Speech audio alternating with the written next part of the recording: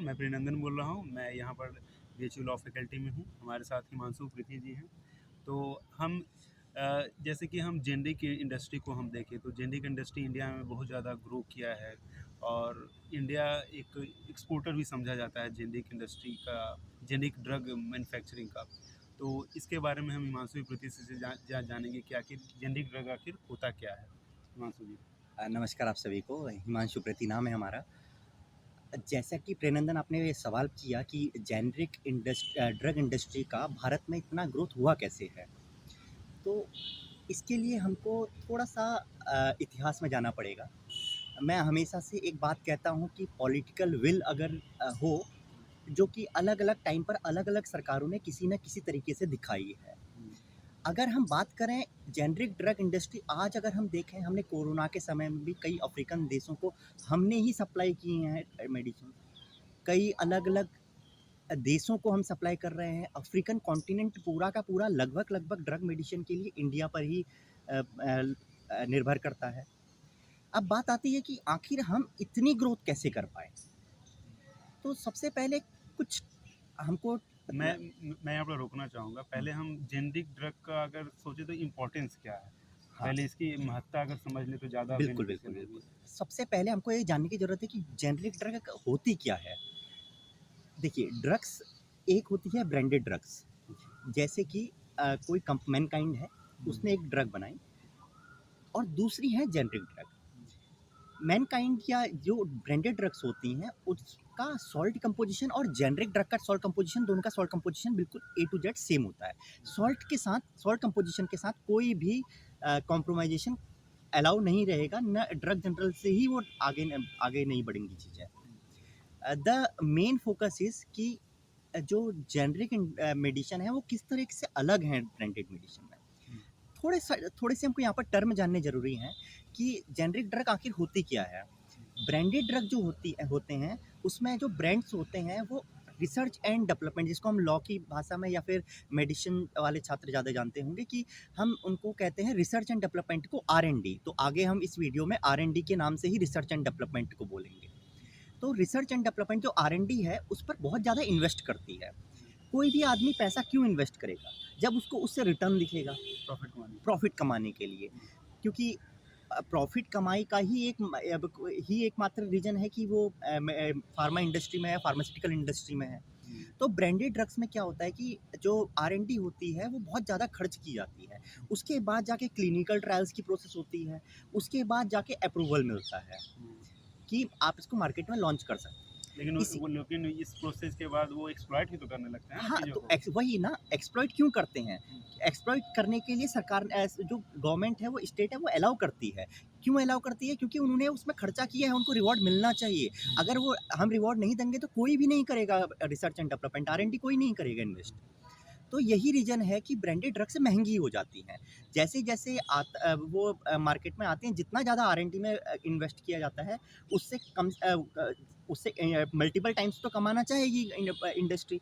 वो फार्मास्यूटिकल जो medicinal company है, वो ज़्यादा तो कमाना चाहेगी। तो उसी हिसाब से वो प्राइस रेट रखते हैं। जैसे एक छोटा-सा एग्ज़ाम्पल लेते हैं, एक केस है, उसको बाद में चर्चा करेंगे। एक इमेटिनिब नाम की ड्रग्स थी, जिसका कि रखा गया था $92,000। इंडिया में कितने लोग इसको अपना पाएँगे? बहुत कम, ना के बराबर। उस ऊपर के जो टॉप क्रीमी लेयर अगर हम छाँटे, 0.00001% लोग भी अगर इसको ले पाएँ तो बहुत बड़ी बात हो जाएगी। तो बात यही है कि ब्रांडेड ड्रग्स जो होती हैं वो बहुत महँगी होती हैं। लेकिन जेनेरिक ड्रग क्या होती हैं? जेनेरिक ड्रग को जो सॉल्ट कंपोज़िशन है वही रहेगा। लेकिन सिंस उसको कई बार सरकार बनाती है, सरकार लाइसेंस दे देती है बनवाने के लिए। तो इसमें ऐसा होता है कि आपने रिसर्च एंड डेवलपमेंट में आपने कुछ खर्च नहीं किया है, सरकार ने कुछ खर्च नहीं किया, या जो बना रहा है उसने खर्च नहीं किया। तो केवल वो रॉ मटेरियल का पैसा लेगा और थोड़ा-सा ऊपर से अपना उसका ले लेगा। तो हिमांशु जी आखिर जेनेरिक ड्रग एग्जिस्टेंस में कैसे आती है? जैसे कोई भी ब्रांडेड है उसका जेनेरिक बनना शुरू हो जाता है? नहीं, इतने ईज़िली नहीं होता। तो क्या सबसे पहले तो आप जब ब्रांडेड रिसर्च एंड डेवलपमेंट करते हैं, आपने ड्रग बनाई, तो आप पहले ड्रग को जाके पेटेंट कराते हैं। पेटेंट आपने ड्रग को पेटेंट करा लिया, उसके बाद जब वो पेटेंट पूरा हो जाता है, उसके बाद फिर इसी के साथ-साथ क्लिनिकल ट्रायल्स प्रोसेस चलती हैं। उसके बाद ड्रग जनरल अथॉरिटी जो है हमारी, वो अलाउ करती है कि आप इसको मार्केट में ले जा सकते हैं। अब जेनरिक पेटेंट का पीरियड क्या होता है? पेटेंट का पीरियड, ये यहाँ पर सबसे बड़ी बात फंसती है। पेटेंट का जो पीरियड होता है वो 20 साल होता है from the date of filing of the application. अब यहाँ पर ये जो डेट है वो याद रखने की ज़रूरत है, क्योंकि आप सोचिए कि आपने जैसे ही ड्रग बनाई, आप वैसे ही पेटेंट के लिए फाइल करेंगे ताकि ये कोई और दूसरा जना इसके पेटेंट के लिए फाइल ना कर दे। तो जैसे ही आप पेटेंट के लिए फाइल करेंगे उसके बाद बड़ी लंबी प्रोसेस होती है, क्लिनिकल ट्रायल्स की प्रोसेस होती है। उसके बाद ये जो पेटेंट खुद मिलने में 3 से 4 साल लग जाते हैं। और आप सोचिए 3 से 4 साल तो पेटेंट मिलने में लग गए, 1-2 साल क्लिनिकल ट्रायल्स में और लगेंगे, ह्यूमन ट्रायल्स में लगेंगे। तो जो 20 साल का टाइम पीरियड है वो कम होकर 15 साल बन जाता है एक्चुअली अगर देखा जाए तो इस वजह से कई बार दिक्कतों का सामना करना पड़ता है फार्मा इंडस्ट्री को भी, कि जो 20 साल का एक्चुअली पेटेंट, वो पूरी पेटेंट क्या करता है, पूरी मोनोपोली ग्रांट कर देता है कि आप के अलावा कोई दूसरा आप सोल प्लेयर होते हैं मार्केट में। आप बना पाएंगे या नहीं बना पाएंगे ये तो ड्रग जनरल अगर आपको ऑथराइज करेगा, ये उस पर डिपेंड करता है। लेकिन जैसे ही आपको पेटेंट मिल जाता है, आप ये इंश्योर करते हैं कि आपके अलावा कोई तीसरा बंदा या दूसरा बंदा इस ड्रग को मैन्युफैक्चर ना कर पाए या इंपोर्ट ना कर पाए। इन चीज़ों पर रेस्ट्रिक्शन लगा देता है और मोनोपोली ग्रांट कर देता है। हिमांशु जी, तो फिर जेनरिक ड्रग कैसे एग्जिस्टेंस में आती है? हाँ, वही बता रहा हूँ कि जो ब्रांडेड ड्रग्स होती हैं, जब उनका पेटेंट का टाइम ओवर हो जाता है, तो उसके बाद उनका सॉल्ट कंपोजिशन तो मार्केट में अवेलेबल है।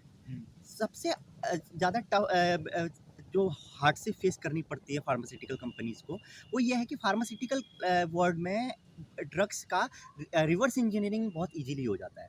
रिवर्स इंजीनियरिंग को हमको व्यूअर्स के लिए एक्सप्लेन करना पड़ेगा। इंजीनियरिंग क्या होता है कि आप रॉ मटेरियल से बनाते हैं प्रोडक्ट। इंजीनियरिंग यही है कि आपने रॉ मटेरियल से प्रोडक्ट बनाया। रिवर्स इंजीनियरिंग क्या है कि आप प्रोडक्ट ले रहे हैं और पता कर रहे हैं कि इसके रॉ मटेरियल क्या थे। आपने कोई एक ड्रग मार्केट से उठाई, उस पर लेबोरेटरी में एनालिसिस किया और देखा और पता किया कि इसमें ये सॉल्ट कंपोजिशन है, जो कि ईजिली फार्मा इंडस्ट्री में हो जाता है। तो इसीलिए पेटेंट को एट द अर्लीस्ट फाइल करना बहुत ज़रूरी है, क्योंकि अगर वो गलती से कहीं मार्केट में आ गई और उसके मार्केट में या किसी दूसरे बंदे के हाथ में आ गई, तो वो सॉल्ट कंपोजिशन बना के स्पेसिफिकेशन दे के वो पेटेंट का पूरा प्रोसेस अपने नाम पर करा लेगा उसकी। तो अब जेनरिक ड्रग कैसे एग्जिस्टेंस में आती है? जब ब्रांडेड ड्रग्स का कार्यकाल पूरा हो जाता है, 20 साल का टर्म ऑफ पेटेंट पूरा हो जाता है, तो 20 साल के बाद हर पेटेंटेबल चीज़ पब्लिक डोमेन में आ जाती है। आप रिवर्स इंजीनियरिंग कीजिए, इवन रिवर्स इंजीनियरिंग करने की ज़रूरत भी नहीं है, क्योंकि जब स्पेसिफिकेशन करते हैं तो उसमें डिस्क्लोजर जो होती है वो कंसिडरेशन होती है। तो डिस्क्लोजर करते समय आप पूरा लिखते हैं कि ये इसमें यूज हुआ है, सब कुछ आप लिखते हैं, तो अपने आप पता चल जाता है कि इसके अंदर ये चीज़ें हैं, ये सॉल्ट कंपोजिशन इसके अंदर का है। तो जेनरिक ड्रग उसके बाद एग्जिस्टेंस में आ जाती है कि हाँ, इसके अंदर ये सॉल्ट कंपोजिशन है, तो सरकार कहती है कि आप तो पेटेंट ओवर है, अब आपके पास कोई राइट नहीं बचा हमको रोकने का, सेकंड पार्टी को या थर्ड पार्टी को रोकने का आपके पास कोई राइट नहीं बचा पेटेंट होल्डर के पास, तो आप अलाउड हैं बनाना, कोई भी थर्ड पार्टी उसको बना सकती है। हिमांशु जी, ये तो हुआ कि प्रोसेस आखिर पेटेंट मिलता है एक कंपनी को, उसके बाद वो 20 साल के बाद जेनरिक ड्रग बनती है, तो आखिर जेनरिक ड्रग आने का क्या बेनिफिट मिलता है? अगर पॉइंट वाइज अगर हम देखें तो क्या क्या बेनिफिट है? बहुत ज़्यादा बेनिफिट है। इसकी हमको देखना पड़ेगा कि इसके सबसे पहले इफेक्ट क्या क्या हुए। जेनरिक इंडस्ट्री भारत में इतनी ग्रो की कि आज पूरा का पूरा अफ्रीकन कॉन्टिनेंट, जैसा कि मैंने बताया, हमारे ऊपर ही डिपेंडेंट है मेजरली, नॉट फुल्ली लेकिन मेजरली हमारे ऊपर डिपेंडेंट, कि वो हम उनको मेडिसिन देंगे तभी वहाँ का हेल्थ इंफ्रास्ट्रक्चर बना रहेगा। एक्सपोर्ट भी एक तरह से हम करते हैं एक्सपोर्ट, इंडिया बहुत एक्सपोर्ट करता है। अभी कोविड के टाइम में भी हमने देखा होगा हमने कितनी ज़्यादा मेडिसिन को एक्सपोर्ट किया है, मेनली अफ्रीकन कंट्रीज़ में तो हमने बहुत ज़्यादा किया, whether it be Congo, whether it be any other country of the African origin. So in generic medicine की इवोल्यूशन कैसे हुई इंडिया में, ये बहुत इंटरेस्टिंग स्टोरी है। तो पॉलिटिकल विल जो थी वो बहुत थी। जब इंदिरा गांधी जी की सरकार थी, इंदिरा नेहरू गांधी जी की सरकार थी, तो 1970 में पेटेंट्स एक्ट लाया गया। तो उसका जो सेक्शन 5 था वो बहुत इंटरेस्टिंग सेक्शन 5 बनाया। उस समय ध्यान रहे कि ट्रिप्स एग्रीमेंट नहीं हुआ था, तो हमारे ऊपर बाउंडेशन बहुत कम थी। मतलब लॉ हम लोग का ऐसा था कि वो जेनरिक ड्रग को प्रमोट कर रहा था। हम कह रहे थे कि आप कॉपी कीजिए, यानी कि इसी क्रम में अगर सेक्शन 5D को अगर हम देखें, 5 सेक्शन 5, हाँ, तो 5 में ऐसा क्या था? ये सबसे मेजर डिस्कशन ऑफ कोर्स यही है, ये सबसे हाईलाइटेड कोर्स ऑफ एक्शन यहीं पर आएगा कि सेक्शन 5 में क्या लिखा था कि 3 हमने फील्ड चुन लिए थे, फूड टेक्नोलॉजी वाला फील्ड हाँ, और ड्रग्स वाला field. If I am not wrong, it is third one is chemical वाला field. Okay. Agriculture? No, no, chemical wala Okay. field. I think it is chemical wala Okay. field. But drug pharmaceutical word was one of these. We are Okay. concerned here only about the pharma industry. Hmm, pharma industry in 3 में से एक था जिसको हमने कहा कि हम केवल प्रोसेस पेटेंट देंगे, प्रोडक्ट पेटेंट नहीं देंगे। अब प्रोडक्ट पेटेंट और प्रोसेस पेटेंट में अंतर सबसे पहले व्यूअर्स को समझना जरूरी है। प्रोडक्ट पेटेंट क्या होता है कि मान लिया ये एक प्रोडक्ट है, हम्म, इसको ही मैं नहीं बना सकता, हम्म। किसी भी तरीके से किसी भी प्रोसेस से नहीं बना सकता। यानी इस प्रोडक्ट को कैसे भी नहीं बना सकते? इसका पेटेंट अगर मेरे नाम पर है तो मेरे अलावा इसको कोई दूसरा बंदा मेरी परमिशन के बिना इस प्रोडक्ट को ही नहीं बना सकता। चाहे वो अपनी ही कोई प्रोसेस लगाए, उसने मेरी वाली प्रोसेस नहीं लगाई, लेकिन प्रोडक्ट पेटेंट का मतलब इस प्रोडक्ट को मेरे अलावा कोई नहीं बना सकता। प्रोसेस पेटेंट क्या है? प्रोसेस पेटेंट है कि मैंने ये प्रोडक्ट एक पर्टिकुलर प्रोसेस से बनाया, ये प्रोडक्ट मार्केट में आया, आपने देखा कि यार ये तो दूसरे प्रोसेस से भी बन सकता है, तो आपने प्रोसेस 2 से यही प्रोडक्ट बना दिया, तो आपको अपना प्रोसेस पेटेंट मिल जाएगा। प्रोसेस पेटेंट मतलब उस प्रोसेस से जो कि पेटेंटेबल है, आप उस प्रोडक्ट को नहीं बना सकते, लेकिन दूसरे प्रोसेस से आप उस प्रोडक्ट को बना सकते हैं। हाँ, तो यानी कि जो मेडिसिन, जैसे कि अगर एक मेडिसिन बनी है, ठीक, अगर दूसरे तरह से हम बनाते हैं बिल्कुल, तो हम बना सकते हैं। हम बना सकते वो हैं। पेटेंट का वायलेशन नहीं होगा। वो पेटेंट का अगर वो 1970 का जो ओरिजिनल एक्ट था, उसमें हमने कहा कि फार्मा इंडस्ट्री को हम केवल प्रोसेस पेटेंट देंगे। तो अगर 1970 का जो ओरिजिनल एक्ट था उसके हिसाब से देखें तो ये वायलेशन नहीं होगा पेटेंट लॉज का। अब हमने तो यही कारण रही कि इंडियन पेटेंट जो इंडियन जो फार्मास्यूटिकल है जो कि इवॉल्व हुई। Indian pharmaceutical generic drug medicine Generic. Industry बहुत ज़्यादा ग्रो की, यही रीज़न था। क्योंकि हम पर एक्यूजेशन लगते थे कि हम कह रहे हैं कि हम प्रमोट कर रहे हैं, हमारा लॉ प्रमोट कर रहा है कि आप कॉपी कीजिए। फार्मास्यूटिकल इंडस्ट्री में हम पर आरोप लगते रहे हैं कि हम कहते हैं आप प्रमोट कीजिए, आप कॉपी कीजिए, आपके जो मार्केट में अवेलेबल है, इजीली अवेलेबल है, जो पब्लिक डोमेन में आ गए हैं उनको कॉपी कीजिए आप। हम ये प्रमोट करवा रहे हैं, ऐसा हम पर आरोप लगता है। ऐसा नहीं है, हमको अपनी भी पब्लिक इंटरेस्ट देखने हैं। हमारी कंट्री जो है एक वेलफेयर कंट्री है जिसमें डायरेक्टिव प्रिंसिपल्स हैं, हमको न्यूट्रिशन, हमको पब्लिक हेल्थ देखना है। तो सरकार रूल लॉज उसी के हिसाब से बनाएगी, जो पार्लियामेंट लॉज उसी के हिसाब से बनाएगी। तो यहाँ पर जब हम कहते हैं कि प्रोसेस पेटेंट दिया, तो प्रोसेस पेटेंट देने से फ़ायदा क्या हुआ? प्रोसेस पेटेंट देने से फ़ायदा ये हुआ कि मार्केट में आती थी मेडिसिन मार्केट में हम केवल प्रोसेस के थ्रू पेटेंट देते थे उस समय के अकॉर्डिंग। मार्केट में आती थी मेडिसिन और कोई दूसरा बंदा जेनरिक उस मेडिसिन को उठाता था और उसको रिवर्स इंजीनियरिंग करता था और पता कर लेता था कि उसके सॉल्ट कंपोजिशन क्या है और दूसरे प्रोसेस से उसको बना सकता था। यानी सरकमवेंट करना, सरकमवेंट, हाँ, ये लॉ ने बेसिकली अलाउ, हम पर आरोप यही लगा कि हमने लॉ को इस तरह बनाया कि हम उसी लॉ को सरकमवेंट कर पाए। तो इस वजह से जेनरिक मेडिसिन इंडस्ट्री बहुत ग्रो की। उसके बाद क्या हुआ कि हम जब 20 साल का टाइम पीरियड ओवर हो गया तो ट्रिप्स का जो 2005 का जो चेंजेस आया, हाँ, तो उसके बारे में थोड़ा बाद में बात करेंगे। लेकिन हम उसके बाद ये भी करते थे कि जब पब्लिक डोमेन में आ जाता था तो सरकार खुलेआम बनाती थी उस मेडिसिन को और बांटती थी, डिस्ट्रीब्यूट कर देती थी, क्योंकि वेलफेयर नेशन है, करना बनता है। यही रीजन था वेलफेयर स्टेट होने का। तो अब बात आई, फिर आया 1995 का ट्रिप्स एग्रीमेंट। हेल्थ सेंटर में शायद maximum medicine kind of generic drugs ही हैं। Not only health centre in BHU में एक हेल्थ सेंटर है जिसमें कि जो छात्र हैं, स्टूडेंट हैं, उनको फ्री ऑफ कॉस्ट ट्रीटमेंट दिया जाता है up to ₹20,000 if I am not wrong. Yeah, it is up to ₹20,000. We didn't cross the limit, so we we did, didn't know yeah, that. we never crossed the limit, so we didn't know that. So what actually happens कि ये केवल health centre में नहीं, हर प्रधानमंत्री जन औषधि केंद्र में भी तो जेनरिक मेडिसिन है। जो जैसे एक एग्जांपल लेते हैं, इट्राकोनिजोल है। इट्राकोनिजोल की अगर आप एक पैकेट लेंगे, वो पैकेट आता है 150 रुपीज़ का, आज से मतलब आई थिंक 170s का आता है अब, और उसमें 4 गोलियां होती हैं, 4 केवल गोलियां होती हैं। तो इफेक्टिवली अगर हम देखें लगभग 42 रुपीज़ पर गोली एक पड़ रही है। लेकिन अगर उसी को आप जन औषधि केंद्र से लेंगे तो आपको 10 रुपये की एक गोली पड़ेगी। Itraconazole, fluconazole, these all azoles are of fungal nature.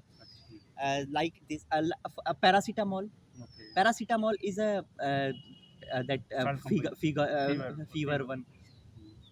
So this one happens. अभी बल्कि कंट्रोवर्सी भी अराइज हुई थी जिसमें एलएच किया गया था कि डोलो 650 ने 1000 करोड़ रुपीस डिस्ट्रीब्यूट किए हैं अमंग डॉक्टर्स कोविड टाइम में डोलो 650 को प्रेस्क्राइब करने के. Hmm. ये अगर वी आर नॉट सेइंग ये फैक्ट सही है क्योंकि अभी कोर्ट ऑफ लॉ में ये प्रूव होना बाकी है और वी आर लॉ स्टूडेंट तो हमको ये बोलना बनता है. तो लेकिन अगर ऐसा कुछ हुआ है तो ये करप्ट प्रैक्टिसेस में आता है. यानी कि डोलो 650 mg को आप डायरेक्टली एलेज कर रहे हैं, कोई करप्ट प्रैक्टिस नो करते नो नो हैं? नो, हम डायरेक्ट एलेज नहीं कर रहे. हमने ये पहले ही बोला कि ये एलेज किया गया है कि ऐसा हुआ है. Reports Okay. ऐसी आई हैं कि ऐसा हुआ है. तो अगर ऐसा हुआ है तो it is a corrupt practices और इसको ये ऐसा नहीं करना चाहिए क्योंकि आप कमीशन के रूप में देते हैं. हम मानते हैं कि आपकी गोली जो आप प्राइवेट डोमेन पर हैं तो आपकी गोली महंगी है और बनना भी चाहिए क्योंकि एडवर्टाइजमेंट आपने करना है, आपने R&D में इन्वेस्ट करना है, आपने बहुत कुछ करना है. आप महंगी दवाइयाँ रखिए लेकिन ऐसे डॉक्टर्स को ये बोल के कि आप प्रेस्क्राइब कीजिए. आप उन गरीबों का देखिए जो पुअर पीपल हैं वो कैसे अफोर्ड कर पाएंगे. पर्सनली मैंने तो हमेशा आज तक पैरासीटामोल लिया है. मैंने आज तक कभी डोलो 650 नहीं लिया. आई थिंक डॉक्टर इसलिए लगड़ करके लिखते हैं ना तो कि अभी पता नहीं चल पाए कि क्या लिखे हैं. या it's kind of funny but poor people can't afford it. ये बहुत ज़्यादा कंसर्निंग था जब मेरे लिए जब रिपोर्ट आई because as a student of law आपको बुरा लगता है क्योंकि law has always been justice Krishna Iyer has always said law should always promote the poorer. There should be lifting up of the poor at least we should bring them to the middle class. तो हमारा जो पूरा law का तो यही perspective है कि हम लोगों के स्टैंडर्ड लिविंग और स्टैंडर्ड को कैसे बढ़ाएं, इम्प्रूव इम्प्रूव करें. यही तो वेलफेयर स्टेट है. पर्पस है. यही तो वेलफेयर हाँ. स्टेट है. वरना लेसेस-फेयर स्टेट और वेलफेयर स्टेट में अंतर क्या होता है. वेलफेयर स्टेट था इसीलिए हमने ये किया. तो इसी तरह अब उसके बाद क्या हुआ 1995 में आ गया ट्रिप्स एग्रीमेंट. और ट्रिप्स ने कहा कि जो डेवलपिंग नेशन है like India they are given 10 years का टाइम एक्सटेंशन कि आप करिए अपने लॉ को ट्रिप्स कंप्लाइंट बनाइए.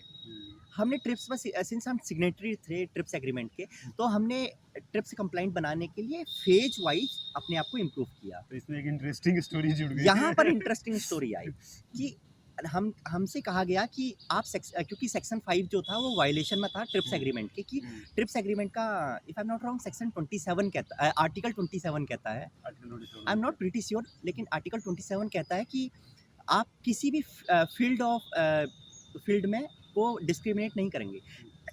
लेकिन हमने यहाँ पर 3 फील्ड को डिस्क्रिमिनेट किया था. फार्मास्यूटिकल इंडस्ट्री उनमें से एक थी. तो हमको ग्रेजुअली चेंज करना था. तो हमने क्या किया हमने चेंज किया. हमने मेल बॉक्स सिस्टम बनाया. हम ग्रेजुअली चेंज करें. हमने सेक्शन 5 तुरंत नहीं हटाया. हमने ग्रेजुअली चेंज किया. हमने क्या किया कि मेल बॉक्स सिस्टम लगाया. हमने कहा कि हम क्या करेंगे कि मेल बॉक्स सिस्टम में आप अपनी एप्लीकेशंस डाल दीजिए और हम उसको पेटेंट देना है, प्रोडक्ट पेटेंट देना है, प्रोसेस पेटेंट देना है, ये हम डिसाइड करेंगे 1 जनवरी 2005 के बाद.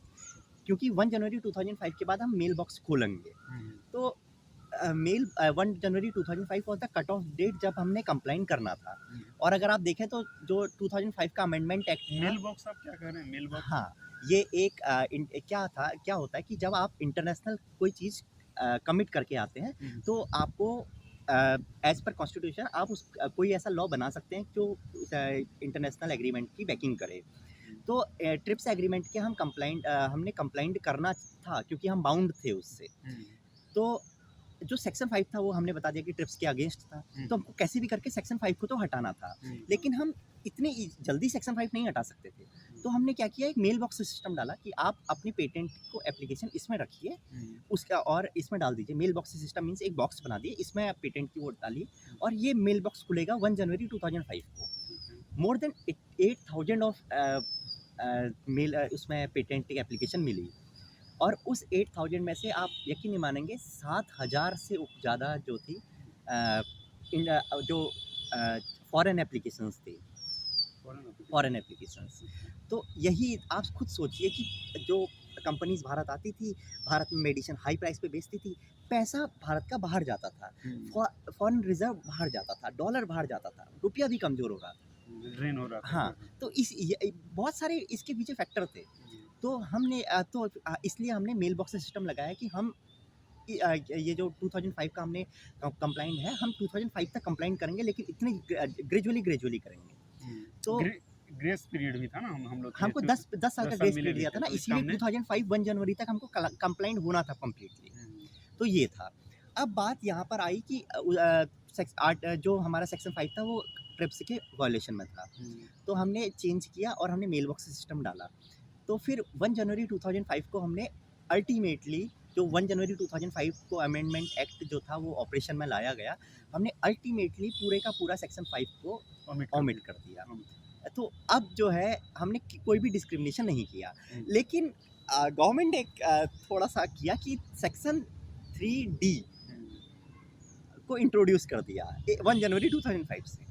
अब सेक्शन 3D क्या है? वो कहता है कि आपको अगर पेटेंट चाहिए तो आपको कुछ नया एफिशिएंसी दिखानी पड़ेगी, न्यू फॉर्म देना पड़ेगा, न्यू एफिशिएंसी देनी पड़ेगी, एफिशिएंसी इम्प्रूव होनी चाहिए, सिग्निफिकेंट एफिशिएंसी इम्प्रूवमेंट होनी चाहिए। तो हम पर ये आरोप लगा कि हमने वर्चुअली सेक्शन 5 को रीइंट्रोड्यूस कर दिया, लेकिन ये आरोप गलत है, बिल्कुल बेबुनियाद आरोप थे। इसलिए क्योंकि सेक्शन 5 में हम कह रहे थे कि पेटेंट हम देंगे, लेकिन हम केवल प्रोसेस पेटेंट देंगे, प्रोडक्ट पेटेंट नहीं देंगे। लेकिन सेक्शन 3D में हम कह रहे हैं हम पेटेंट ही नहीं देंगे अगर आपने एफिशिएंसी इंप्रूव नहीं किया। सेक्शन 5 का ये था कि हम अपनी मेडिसिनल इंडस्ट्री को ग्रो करें और स्ट्रेंथन करें, जो कि हमने किया। सेक्शन 5 ने बहुत स्ट्रेंथन किया हमारी जेनरिक मेडिसिन इंडस्ट्री को।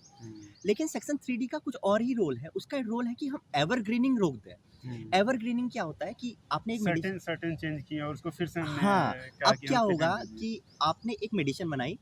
मेडिसिन में 2 तरह के कंपोनेंट होते हैं, एक एक्टिव कंपोनेंट, एक पैसिव कंपोनेंट। एक्टिव कंपोनेंट वो जो मेजर चीज को खत्म करने के लिए है, पैसिव कंपोनेंट उसके साइड इफेक्ट को रोकता है, एक्टिव कंपोनेंट के साइड इफेक्ट को रोकता है। अच्छा। ये मैंने एक ओवरऑल दे दिया है व्यू, लेकिन इसके और भी ज़्यादा डीप इसका एनालिसिस है, लेकिन ओवरऑल व्यू यही है कि active component is used for mainly what you are using it for, और passive component only subservients the side effect of the active component. तो अब क्या, अगर हमारा सेक्शन 3D नहीं होता उससे क्या होता? आपने एक मेडिसिन बनाई, आपने उस मेडिसिन का जो कंपोजिशन था वो दिया और आपको 20 साल का पेटेंट मिल गया।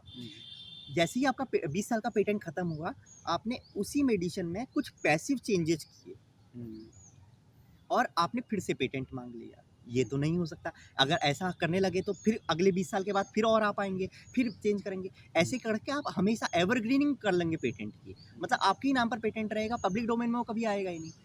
यानी जो प्रोडक्ट पेटेंट और पैसिव पेटेंट का जो डिस्टिंक्शन था, प्रोसेस पेटेंट। हाँ, प्रोसेस पेटेंट का, तो वो तो अब खत्म हो गया। यानी वो अब खत्म हो गया, सेक्शन 5 के बाद वो खत्म हो गया। जैसे ही सेक्शन 5 ओमिट हुआ वो खत्म हो गया। अब क्या है, आपको एफिशिएंसी बढ़ानी पड़ेगी। अब आपको जैसे देखिए, आपने कोई भी ड्रग खोजी, अब आपको प्रोडक्ट पेटेंट मिलेगा। 20 साल के लिए तो सिंपल सा है कि प्रोडक्ट पेटेंट मिलेगा।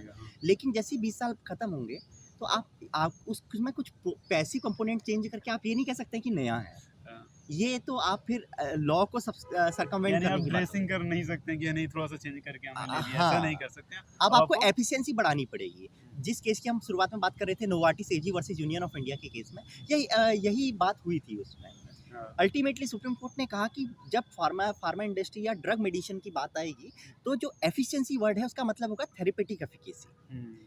थेरेपेटिक एफिकेसी का मतलब है कि जिस काम को करने के लिए वो दवा बनाई गई है, थेरेपी मीन्स कि आपके क्या चीज़ सही करने के लिए वो दवा बनाई गई है, उसको कितना एफिशिएंटली कर पा रही है। आप ये नहीं कह सकते कि यार ये जो है गोली ये इजीली डिसॉल्व हो जाती है। ये नहीं, ये एफिकेसी नहीं है। ये एफिकेसी है लेकिन थेरेपेटिक एफिकेसी नहीं है। तो ये हमको ध्यान देने की जरूरत है। यानी कि एक कैप्सूल बना दिए, एक टैबलेट बना दिए, तो उससे नहीं काम चलता। हाँ, तो हमसे तो मल्टीनेशनल कॉर्पोरेशंस का क्या मानना था कि क्या मांग थी?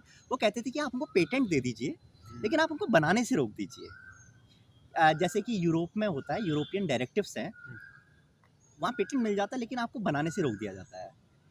पेटेंट मिल जाता है मतलब बनाने से रोक दिया जाता है? दवाइयों को जैसे अगर आप वो करें तो आपको पेटेंट तो मिल जाएगा, लेकिन आपको बनाने से रोक दिया जाएगा। मतलब आप नहीं बना सकते, गवर्नमेंट बनाएगी, कोई और बनाएगा। जैसे अगर आपने एफिशिएंसी इंप्रूव नहीं की तो आपको पेटेंट तो मिल जाएगा, क्योंकि वो पेटेंट के वहाँ हम चाहते हैं कि हम पेटेंट देना तो चाहते हैं हम, हम्म, लेकिन चाहते हैं कि ये जल्दी से जल्दी पब्लिक डोमेन पे आए, क्योंकि हम्म, ताकि वेलफेयर हो। बिल्कुल लेकिन बिल्कुल। जो यूके है वहाँ के लॉ कुछ और है। वो कहते हैं कि हम पेटेंट दे देंगे, हम्म, लेकिन आप ध्यान रखिए आपको बनाने नहीं देंगे इसको, कि आपको उससे कमाई नहीं होगी। हम्म, तो इंडिया में क्या हुआ कि उन्होंने यही चीज़ डिमांड की कि ठीक है आप पेटेंट दीजिए, पेटेंट तो क्योंकि क्वालिफाइंग इन नेचर है ना, हम्म, उसके बाद आपको क्लिनिकल ट्रायल करके बताना पड़ेगा कि ये मार्केट में लॉन्च होने लायक है या नहीं। जो ड्रग कंट्रोलर अथॉरिटी है वो, DGCI। हाँ, वो बोलेगी कि आप ये आप इसको मार्केट में लॉन्च कर सकते हैं, तभी आप लॉन्च कर पाएंगे। इसीलिए पेटेंट, अभी मैंने कहा कि पेटेंट जो है वो नेगेटिव राइट देता है कि आप दूसरे को रोक सकते हैं। आप बना सकते हैं या नहीं बना सकते, वो कंसर्न रेगुलेटरी अथॉरिटी आपको लाइसेंस देगी तभी होगा। तो अब बात ये आई कि उनकी डिमांड ये थी। उनकी ये डिमांड क्यों थी, ये बहुत ज़्यादा इंटरेस्टिंग फैक्टर है। उनकी ये डिमांड इसलिए थी कि अगर इंडिया में पेटेंट मिल जाता लेकिन बनाने से रोक लिया जाता, तो अगर कोई दूसरा बनाता भी, कोई दूसरा तो बना ही सकता था, तो अगर किसी दूसरे को बनाना अलाउ भी कर दिया तो स्टेट ने, तो ज़्यादा से ज़्यादा क्या होगा, केवल उसी उसमें इंडिया में बेच पाएंगे। पहली बात तो अगर आपको पेटेंट मिल गया तो आप कोई दूसरा बना नहीं सकता उसको इंडिया में। अच्छा, लेकिन अगर मान लिया सरकार ने दे भी दिया, वो केवल इंडिया में कर सकता है। ये हिमांशु जी थोड़ा सा हम समझने की कोशिश करेंगे। पेटेंट मिला बना नहीं सकते हैं, हाँ, तो फिर करेंगे क्या उस काम? यही तो इंटरेस्टिंग है। यही क्वेश्चन उठा कि पेटेंट मिल गया लेकिन बनाने नहीं देंगे। ये मल्टीनेशनल कॉर्पोरेशन की डिमांड थी, तो कुछ ना कुछ तो लॉजिक होगा इस बात पर। तो उनका लॉजिक ये था कि अगर पेटेंट मिल गया तो आप इसको बाहर आप इसको बना नहीं पाएंगे। आप इसको बना नहीं पाएंगे तो आप बाहर देशों में नहीं बेच पाएंगे। तो अफ्रीकन कॉन्टिनेंट में कौन सी वाली बिकेंगी? वही जो ब्रांडेड मेडिसिन है। अच्छा, यानी कि आप पेटेंट ले रहे हैं कि अदर नहीं मार्केट, अदर कोई अदर मार्केट मार्केट में हाँ, आपको आप बचाए जा सके। हाँ, इवन अगर आपको पेटेंट मिला और बनाने नहीं दिया गया, तो हम एक तरह से कह सकते हैं कि मान लिया सरकार ने कंपल्सरी लाइसेंसिंग भी जारी कर दिया एक्सट्रीम में जाकर, तो कंपल्सरी लाइसेंसिंग भी केवल टेरिटरी ऑफ इंडिया के लिए जारी जारी होगा, तो भी आप एक्सपोर्ट नहीं कर यानी आप पाएंगे। इंडियन फार्मा इंडस्ट्री को रिस्ट्रिक्ट कर देंगे। कि हाँ, अगर पेटेंट मिल गया और बनाने नहीं दिया गया तो केवल इंडिया, जो भी नुकसान होगा फार्मा कंपनीज का इंडिया में होगा। लेकिन अगर पेटेंट ही नहीं, जैसे अभी नहीं मिलता उनको, अगर एफिकेसी बढ़ाई हुई नहीं दिखाई उन्होंने, एफिकेसी इंप्रूवमेंट नहीं दिखाया, तो अब क्या करते हैं हम, वो तो पब्लिक डोमेन में आ गया, हमने पेटेंट एक्सटेंड नहीं किया उनका, वो पब्लिक डोमेन में आ गया, हमने जेनरिक मेडिसिन बनाई, हमने एक्सपोर्ट कर दी अफ्रीकन अच्छा। नेशंस या जो भी पुअर कंट्रीज हैं जिनको, जो हम पर डिपेंडेंट हैं। तो यही चीज़ वो रोकना चाहते थे। तो हम ओके। पेटेंट ही नहीं देते हैं, तो हम एक्सपोर्ट कर पाते हैं इजीली, क्योंकि बनती हैं हमारे वहाँ जेनरिक मेडिसिन। ओके, तो हमने हिमांशु से बहुत सारी चीज़ों पर डिस्कशन की, बहुत सारे जेनरिक ड्रग कैसे आया, स्टेप बाय स्टेप हमने 90s 20s का जो एक्ट है उसको देखा, फिर सेक्शन 5 क्या है, सेक्शन 3D क्या है, इसके अलावा एक्टिव एक्टिव जो इंग्रेडिएंट है और पैसिव इंग्रेडिएंट है, तो बहुत डिटेल में हमने जेनरिक ड्रग के बारे में डिस्कशन की। हमें जानकर बहुत अच्छा लगा कि इतना डेप्थ धन्यवाद। नॉलेज रखते हैं। तो थैंक यू हिमांशु। धन्यवाद।